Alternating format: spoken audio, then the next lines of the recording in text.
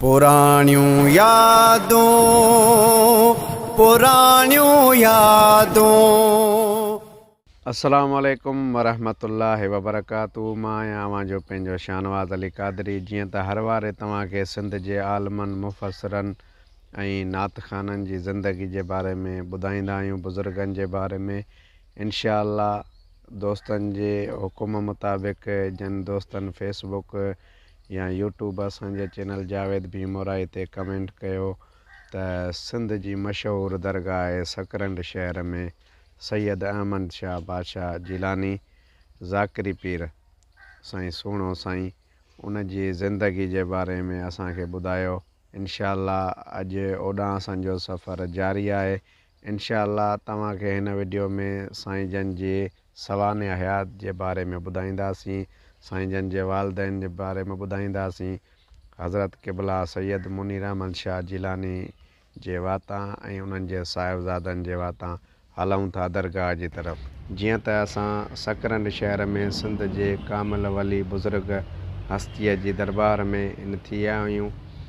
दरगाह हज़रत सैयद मोहम्मद शाह जिलानी ज़ाकिरी पीर रहमतुल्लाह अलैह साईं सुहिणो साईं। इंशा अल्लाह उन जी दरगाह जो दीदार तव्हांखे कराईंदासीं। सलातु वस्सलामु अलैका या रसूल अल्लाह व अला आलिका व अस्हाबिका या हबीब अल्लाह। जी दोस्तों, माशाअल्लाह असां हाणे दरगाह साईं हज़रत सैयद मोहम्मद शाह जिलानी ज़ाकिरी रहमतुल्लाह ताला अलैह ते पहुची चुका आहियूं। माशाअल्लाह साईं जन जी तमामु बहितरीन ऐं प्यारी नूरानी दरगाह आहे। माशाअल्लाह हिते हीअ उहा दरगाह आहे जिते 24 कलाक माशाअल्लाह अल्लाह ताला जो ज़िक्र फ़िक्र हलंदो रहंदो आहे। माशाअल्लाह हिते परे परे खां पंहिंजड़ा ईंदा आहिनि। अल्लाह ताला हिन साईं जन जे सदक़े सां सभिनी जूं मन जूं मुरादूं पूरियूं कंदो आहे। ऐं माशाअल्लाह हिते हर साल वॾो हिकिड़ो जलसो यानी मीलाद थींदो आहे साईं जन जो उर्स शरीफ़, जंहिं ते हज़ारे पांधियाड़ा परे परे खां मौजूदु थींदा आहिनि, शिरकत कंदा आहिनि ऐं वॾा वॾा आलिम दीन अल्लाह वारा हिते अल्लाह ताला जे ज़िक्र जो ऐं अल्लाह वारनि जो दर्स ॾींदा आहिनि। माशाअल्लाह वधीक असां वरी साईं जन खां पंहिंजे वाता ॿुधंदासीं त साईं जन जूं करामतूं ऐं साईं जन जो फैज़ कीअं थियो, किथां थियो, उहो वरी साईं जन असांखे पाण ॿुधाईंदा। रात तुंहिंजे दर ते आयो ख़ैर वठण आया, झोल भरे छॾ जवान सखी आयो पिनण आया। है तूं वाली वंड वडी दड़ हर अस्सलामु अलैकुम वरहमतुल्लाहि वबरकातुहू। सभिनी दोस्तनि खे पंहिंजे प्रोग्राम पुराणी यादूं में हिकु दफ़ो ॿीहर भलीकार। मां आहियां अव्हांजो पंहिंजो शानवाज़ अली क़ादरी। जीअं त हर वारे तव्हांखे सिंध जे आलमनि बुज़ुर्गनि ऐं नात ख़ाननि जी ज़िंदगी बाबति ॿुधाईंदा आहियूं। अॼु असां सकरंड शहर में मौजूदु आहियूं, जिथे हिकु वॾी अज़ीम दरगाह आहे सैयद मोहम्मद शाह जिलानी ज़ाकिरी रहमतुल्लाह अलैह। काफ़ी टाइम खां हीअ दरगाह आबाद आहे। माशाअल्लाह तव्हां ॾिसंदा हूंदा उन्हनि जा प्रोग्राम वग़ैरह ऐं जंहिंजा साहिबज़ादा आहिनि पीर तरीक़त रहबर शरीयत हज़रत क़िबला सैयद मुनीर अहमद शाह जिलानी, साईं जन जा साहिबज़ादा सैयद दारा शकवा साहब असां सां मौजूदु आहिनि।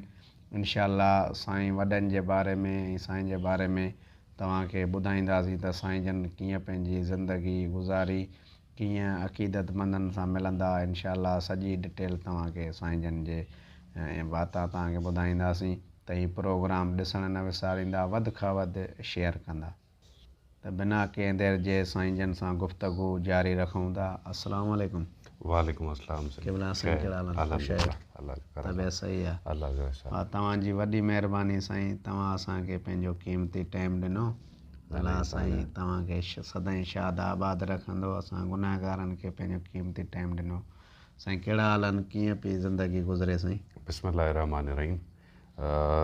अल्हम्दुलिल्लाह काफ़ी शयूं सुठियूं पियूं गुज़रनि, मालिक जा करम आहिनि, सभु ख़ैरु लॻो पियो। तव्हांजी महिरबानी, तव्हां आयो दरगाह ते। कचहरी पंहिंजी जेका आहे जी साईं काफ़ी सुठी इंशाअल्लाह उमेद आहे त थींदी। माशाअल्लाह माशाअल्लाह। साईं असांखे तव्हां ॿुधाईंदव जेके साईं जन जा अक़ीदतमंद आहिनि, मोहबत कंदड़ आहिनि, या नई जनरेशन आहिनि, उन्हनि खे ख़बर पए त साईं जन जेके हुआ सैयद मोहम्मद शाह जीलानी बादशाह, उन्हनि जी ज़िंदगी कीअं गुज़री, साईं जन जो असली तारफ़ छा हो, किथां खां आया, साईं जन जा वालिदैन छा हुआ, उन जे बारे में थोरो असांखे ॿुधाईंदा।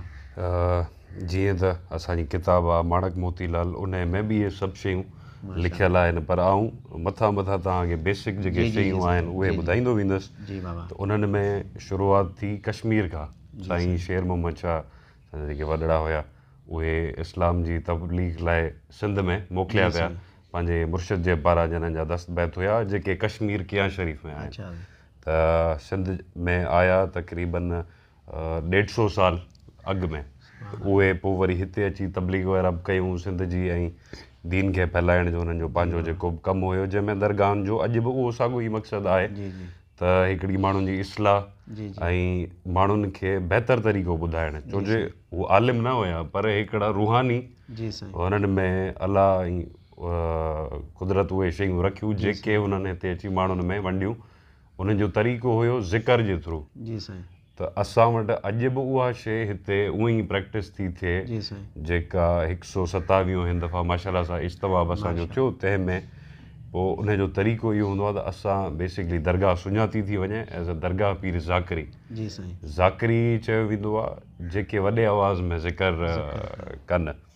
त उहो सिलसिलो अॼु बि अल्हम्दुलिल्लाह क़ाइमु दाइमु आहे, उअं ई हले पियो। वॾा आया कश्मीर खां, हिते अची सिंध में पंहिंजो पैगाम फैलायूं, त उन में हिते जेके बि माण्हू हुया उन्हनि खे काफ़ी उन मां फ़ाइदा बि मिलिया, रूहानी तरीक़े सां बि ऐं दीनी तरीक़े सां बि उन्हनि जी इस्लाह कयूं, नमाज़ जे तरफ़ उन्हनि खे आगाह करणु, ऐं उन्हनि जी जेका ज़ाती ज़िंदगी आहे उन में बि उन जा काफ़ी सुठा असरात पिया।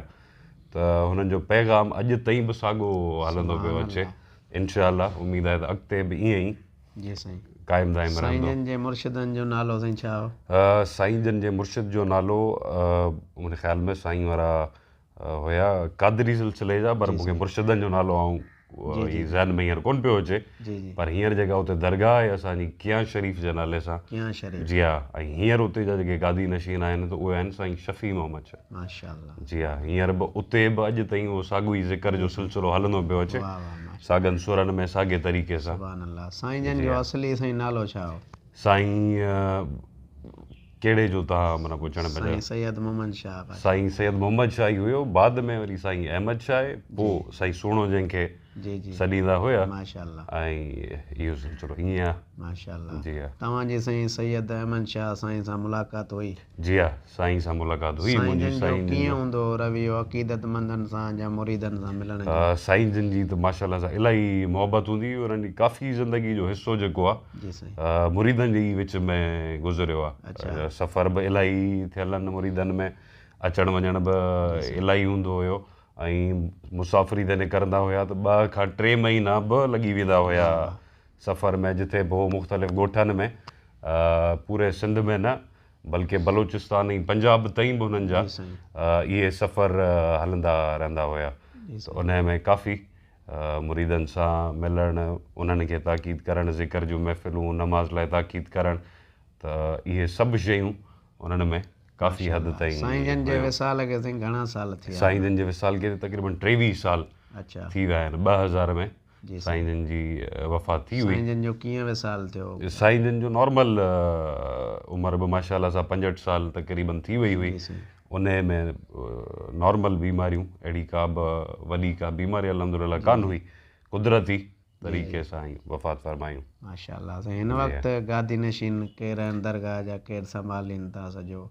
हिन वक़्तु दरगाह सैयद मोहम्मद मुनीर शाह, माशाअल्लाह, साईं अहमद शाह जा फ़र्ज़ंद आहिनि, उहे ऐं मुंहिंजा वालिद साहिब आहिनि, उहे पिया संभालीनि गादी नशीन। उहे आहिनि ॾाॾा जी वफ़ात खां जेका 2000 में थी, उन खां पोइ 2023 अॼु ताईं इहा ज़िमेदारी उन्हनि जे कुलनि ते आहे। जी साईं, माशाअल्लाह माशाअल्लाह।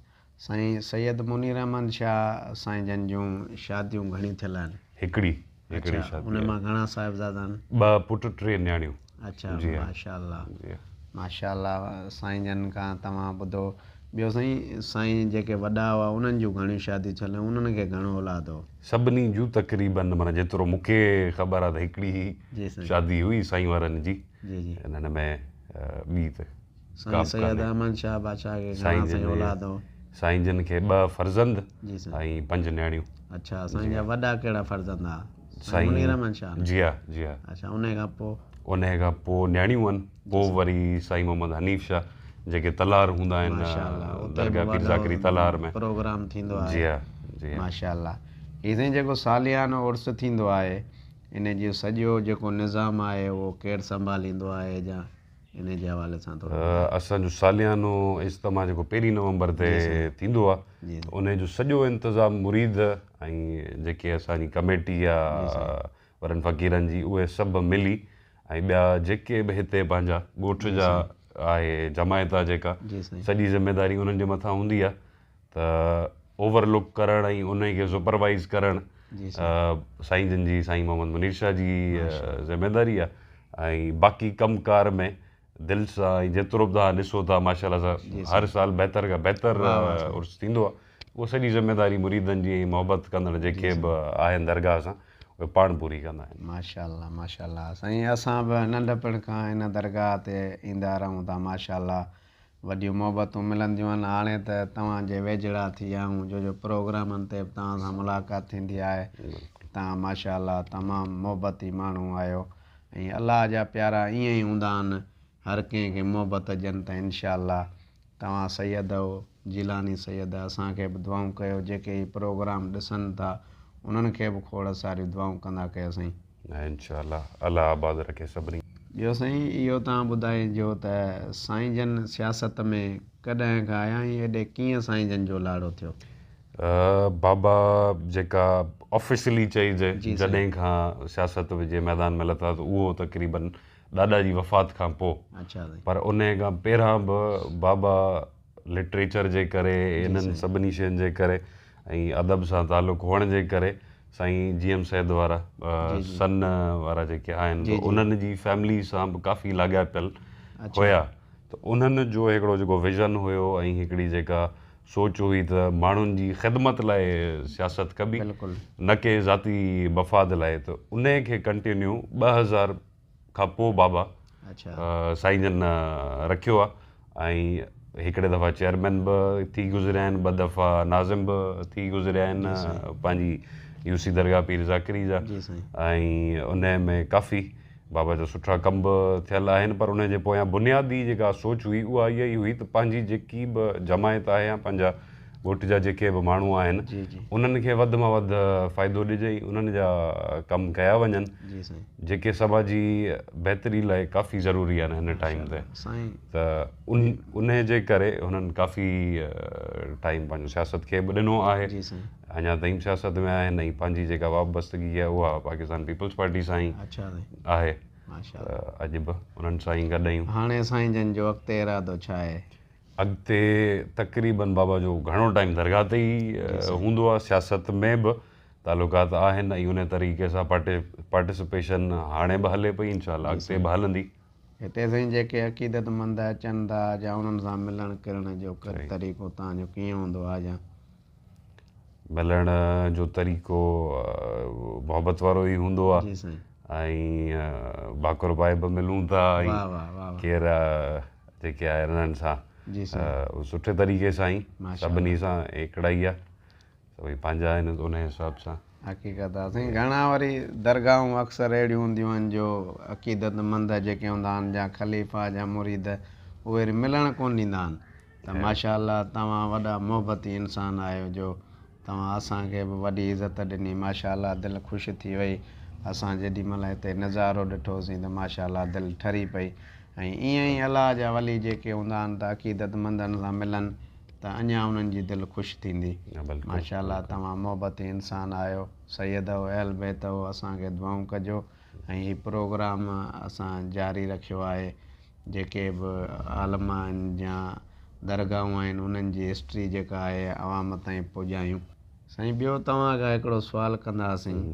अॼुकल्ह जीअं तव्हां खां पहिरियां पुछो, जीअं पीर फ़क़ीर आहिनि बुज़ुर्ग उन्हनि जी माना जेके अक़ीदतमंद हूंदा आहिनि उन्हनि जी दिलि में सुवाल हूंदा आहिनि खणी ईंदा आहिनि मुर्शिदनि ते या दरगाहुनि ते त असां साईं जन सां मिलंदासीं सुवाल कंदासीं या ही जेका असांजी ख़्वाहिश आहे साईं जन खां दुआ घुरऊं। हेठियां जेके अक़ीदतमंद हूंदा आहिनि ख़लीफ़ा जा ॿिया टिया उहे वरी मिलणु कोन ॾींदा आहिनि ऐं इन में मुरीदनि जी बि दिलि आज़ारी थींदी आहे माण्हू मुदा पिया आहिनि त असुलु हाणे उन्हनि जे लाइ तव्हांजो छा मैसेज आहे अहिड़नि बुज़ुर्गनि जे लाइ या उहे अक़ीदतमंदनि सां कीअं मिलनि? जीअं त तव्हां जेको सुवालु कयो त दरगाहनि ते मुरीद ईंदा आहिनि मोहबत कंदड़ ईंदा आहिनि ऐं उते जेके ख़लीफ़ा हूंदा आहिनि या मिलाइण वारा हूंदा आहिनि उहे थोरो इन शइ खां रेज़िस्ट कंदा आहिनि त उन जो सवलो तरीक़ो आउं जेको सम्झां थो त इहो आहे अॼुकल्ह मोबाइल जो दौरु आहे जीअं तव्हां बजायो त तव्हां नंबर वठी फ़ोन कई ऐं आउं तव्हांखे चयो त आउं बसि थोरी देरि में अचां पियो ॿाहिरि पंहिंजी मुलाक़ात थी त इहो बि हिकिड़ो सवलो तरीक़ो आहे। ऐं ॿी शइ इहा हुई त जेके दरगाहनि ते अचनि था माण्हू मोहबत सां त दुआ वग़ैरह घुराइण त इहो असांजो बि फ़र्ज़ु आहे जेके दरगाहनि ते वेठा आहियूं त जेको बि माण्हू अचे थो त उनखे माण्हू ओतिरी इज़त ॾिए जेतिरी दिलि सां हू अचे थो। त इहा ॿिन्ही साइडनि जी ज़िमेदारी आहे रुॻो जेके अचनि था उन्हनि जी न पर जेके उते वेठा आहिनि उन्हनि जी बि ज़िमेदारी आहे त उन्हनि खे मिलणा आहिनि पर उन में वरी कॾहिं कॾहिं ईअं बि थी वेंदो आहे त ज़ाती ज़िंदगी जीअं तव्हांजी आहे त उअं ई गादी नशीननि जी बि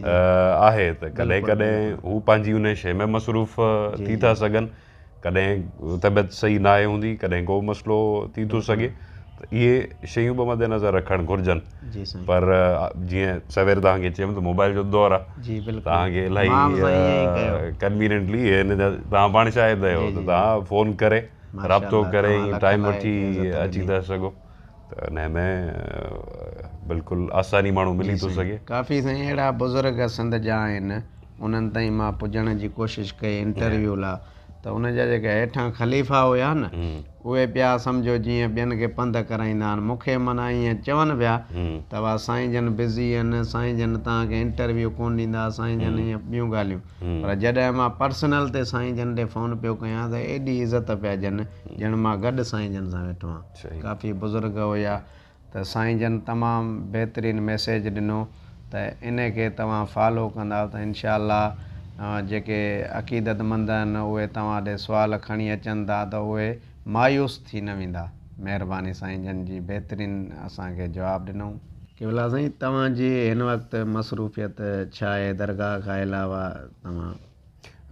साईं मुंहिंजी तक़रीबन हाणे सकरंड में ई रिहाइश हूंदी आहे पंहिंजो हिते ई आहे पहिरां पढ़ाई जे लाइ कराची बि वियासीं ॿाहिरि बि वियासीं पर हाणे अलहमदिल्ला ॿियो साल आहे सकरंड में जॉब बि हले पई पंहिंजी यूनिवर्सिटी आहे हिते उन में ऐं गॾु गॾु पंहिंजो दरगाह खे बि टाइम ॾियूं पिया त फ़िलहालु इहा ई मसरूफ़ियत आहे। ॿियो वरी थोरो मूंखे पंहिंजो जेको ज़ाती शौक़ु आहे त फिटनेस ते ऐं थोरो घणो फोकस कंदो आहियां जेका तव्हांजे लाइ पंहिंजे लाइ बि बहितरु आहे हिकिड़ी शइ उन सां तव्हां बीमारियुनि खां बि बचियल रहंदा आहियो ऐं ॿी खोड़ सारियूं शयूं आहिनि जंहिंजा फ़ाइदा आहिनि जेके तव्हांखे डिप्रेशन खां बि बचाइनि थियूं त उन जे लाइ पंहिंजी जेका डेली जी रूटीन आहे उन खे माण्हू जेतिरो वधि खां वधि बिज़ी करे सघे उन में मुख़्तलिफ़ एक्टिविटीज़ इंक्लूड करे त उहो तव्हांजे लाइ पंहिंजे लाइ काफ़ी बहितरु आहे त हिते जी त इहा ई रूटीन आहे पंहिंजी।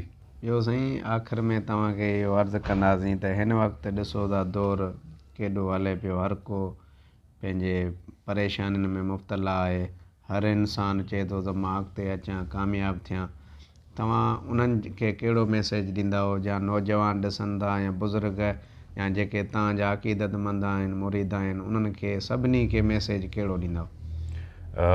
मां जेको पाण पंहिंजी ज़िंदगी ते इम्प्लीमेंट थो कयां त मां त उहो ई पैगाम ॾींदुसि त उन में सभिनी खां बहितरु शइ इहा आहे त हिकिड़ो माण्हू बजाए इन जे जो ॿिए खे तनक़ीद करे पंहिंजे मसइलनि जे लाइ बहितरु आहे त माण्हू पंहिंजे अंदरि झांके ऐं उन्हनि ख़ामियुनि खे बहितरु करण जी कोशिशि करे जेके हर इंसान जे अंदरि मौजूदु हूंदियूं आहिनि पर असांखे ॿियनि जूं ख़ामियूं वधीक नज़र ईंदियूं आहिनि बजाए इन जे जो असां पंहिंजनि शयुनि ते कमु कयूं ऐं उन्हनि खे बहितरु कयूं त मुंहिंजो अॼु जो पैगाम इहो ई हूंदो हम उमिरि जेके बि आहिनि मोहबत कंदड़ आहिनि मुरीद आहिनि या दोस्त जेके ॾिसंदा ई वीडियो उन्हनि जे लाइ त पाण खे वधि मां वधि बहितरु करण जी कोशिशि कई वञे इंसानु को बि परफेक्ट कोन्हे ख़ामियूं कोताहियूं सभिनी में मौजूदु आहिनि, त उन्हनि ते असां अगरि कमु कंदासीं न त ईअं ई हिकिड़ो फ़र्द थी हिकिड़ी सोसाइटी या हिकिड़ो समाज ठहंदो आहे। त अगरि हर इंसानु पाण खे बहितर करण जी कोशिशि कंदो त उन सां कलेक्टिव जेका हिकिड़ी असांजी सोसाइटी आहे या समाज आहे उन में काफ़ी हद ताईं बहितरी अची थी सघे। माशाअल्लाह। त बहितर इहो ई मुंहिंजी जेका अंडरस्टैंडिंग आहे उन हिसाब सां जेका आउं पाण शइ पंहिंजी ज़िंदगी ते कोशिशि कंदो आहियां इम्प्लीमेंट कयां। सभिनी जे लाइ आउं बि इहो ई ख़्यालु थो रखां थो उन्हनि जे लाइ थी सघे इहा शइ हिकिड़ो रस्तो ऐं हिकिड़ी बहितर राह माशाअल्लाह ठाहे सघे। माशाअल्लाह, बहितरीनु साईं मैसेज। अलाह साईं तव्हांखे शाद आबाद रखंदो। इंशाअल्लाह वरी ज़िंदगी रही त मुलाक़ातूं थींदियूं। अलाह तव्हांखे सभिनी खे तव्हांजे ॿुधणनि खे आबाद करे। लख लाइक़ साईं तव्हां माशाअल्लाह बहितरीनु असांखे इज़त ॾिनी। अलाह साईं तव्हांजे अक़ीदतमंदनि खे मुरीदनि खे हिन दरगाह खे सदाईं शाद आबाद रखे। साईं वॾनि खे सदाईं शाद हुजो। महिरबानी साईं। अल्हम्दुलिल्लाह हिन वक़्तु असां साईं जन जी लाइब्रेरी में मौजूदु आहिनि। साईं जन खां पुछंदासीं किताबनि जे बारे में, लाइब्रेरी जे बारे में। जी साईं, तव्हां थोरो लाइब्रेरी जे बारे में ॿुधाइजो, हिते कहिड़ा कहिड़ा किताब मौजूदु आहिनि? त हिते तव्हांखे दुनिया जो तक़रीबन हर लिटरेचर जो को न को किताब, उन में फ़िलासफ़ी हुजे, फिक्शन हुजे, लिटरेचर सां रिलेटेड हुजे, पंहिंजा मज़हबी किताब हुजनि, तव्हांखे तक़रीबन सलेक्टेड जेके बि किताबूं आहिनि सभी जॉनराज़ मां या सभिनी मुख़्तलिफ़ फील्ड्स मां तव्हांखे हिन लाइब्रेरी में मिलंदियूं। इहे तक़रीबन बाबा जी पर्सनल साईं मोहम्मद मुनीर शाह जी पर्सनल कलेक्शन आहे। बाबा लिखंदा बि आहिनि, सरमद सैयद जे नाले सां हुननि जो आहे, कलमी नालो आहे। ऐं बाबा जे टाइम ते वरी हीअ असां दरगाह जे हवाले सां किताब छपराई आहे जंहिंजो नालो माणक मोती लाल आहे, जंहिंमें दरगाह जे हवाले सां सॼी हिस्ट्री ऐं उन जे बारे में सॼी जेका लिखी आहे फ़क़ीर अब्दुल रसूल कादरी, असांजो दड़ी मंगसी जो फ़क़ीर आहे दरगाह जो। जी हा, वॾो लेखक आहे। काफ़ी किताबूं लिखियूं आहिनि साईं जन, उन्हनि दरगाह जे हवाले सां किताब लिखी आहे। जी हा, त हीअ तव्हांखे हिन में काफ़ी कंहिंखे वठिणो हुजे या न हीअ वठिणो हुजे इहो मूंखे कंफर्म न आहे, पर हीअ असां पंहिंजे लाइ छपरायूं। पोइ उन्हनि में जेके मोहबत या पढ़ण सां शौक़ु रखण वारा, हा न हीअ प्ले स्टोर ते कोन्हे, पर हीअ जेके बि ईंदा आहिनि त पोइ असां पंहिंजे तरफ़ खां उन्हनि खे तोहफ़ो ज़रूरु ॾींदा जिन्हनि खे पढ़ण सां हूंदी आहे। त हीअ असां तव्हांखे बि वॾी महिरबानी हिकिड़ो तोहफ़ो ॾींदासीं। लख लाइक़। जी। पुराणियूं यादूं, पुराणियूं यादूं।